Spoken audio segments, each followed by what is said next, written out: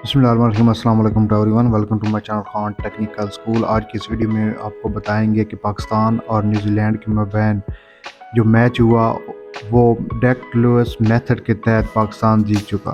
तो ये deck Louis method क्या है, इसकी हिस्ट्री क्या है, आपको आज की इस वीडियो में बताएंगे।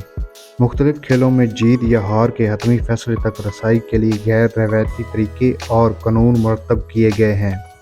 क्रिकेट में भी इसी तरह का एक कानून है जिसे डेक लुइस मेथड कहा जाता है। इसका इस्तेमाल बारिश या ख़राब मौसम से मुतासरा मैच में आमतौर पर दूसरी इनिंग्स में मुकर्रर हदफ का तअक्कुब कर रही टीम के लिए तरमीम शुदा हदफ का हिसाब लगाने के लिए किया जाता है।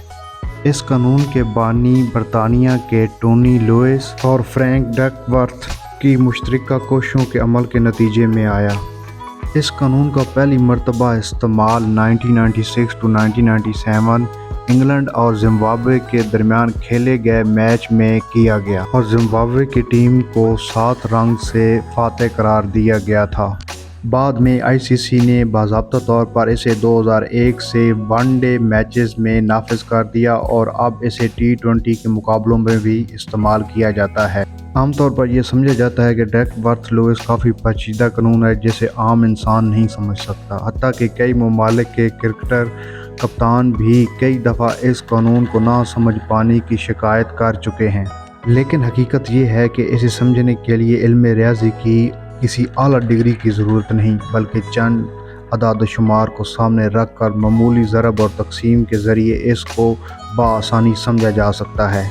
सबसे पहला असूल ये है कि टीम के पास खेलने के लिए कितने ओवर बचे हैं और दूसरा ये कि टीम के पास कितनी विकेटें महफूज हैं।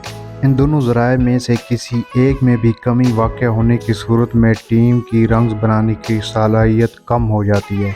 अगर विकेटें महफूज हैं और ओवर कम हैं तो ज़्यादा रन्स बनाने या मतलूबा हदफ तक पहुँचने के इम्कानात कम हो जाएंगे, या अगर विकेटें कम हैं और ओवर मौजूद हैं तो ऐसी सूरत में भी इस बात की उम्मीद कम हो जाती है कि नए आने वाले बैट्समैन कम ओवर में ज़्यादा रन स्कोर कर पाएंगे या मतलूबा हदफ को अबूर कर लेंगे।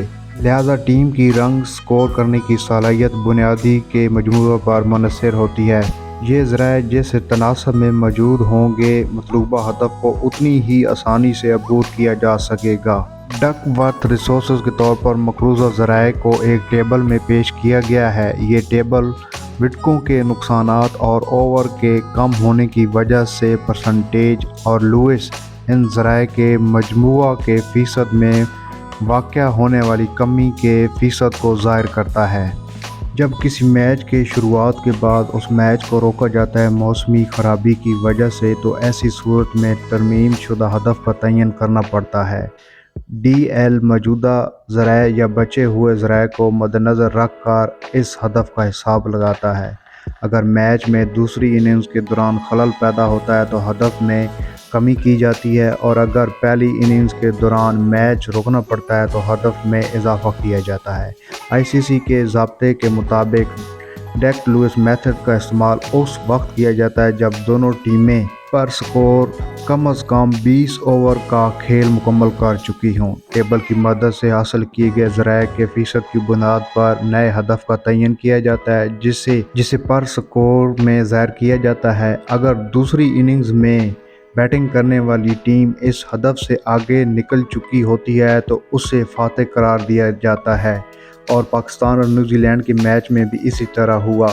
जो हदफ मुकर्रर किया गया था पाकिस्तान उससे 21 स्कोर आगे जा रहा था, तो इसके नतीजे में पाकिस्तान को विनर करार दे दिया गया, और इस तरह न्यूजीलैंड 4 स्कोर करने के बाद भी ये मैच अपने हाथों से गंवा चुका मौसम की ख़राबी की वजह से। उम्मीद करता हूँ कि आपको डेक लुइस मेथड समझने में आसानी होगी और आपको ये वीडियो अच्छी लगेगी।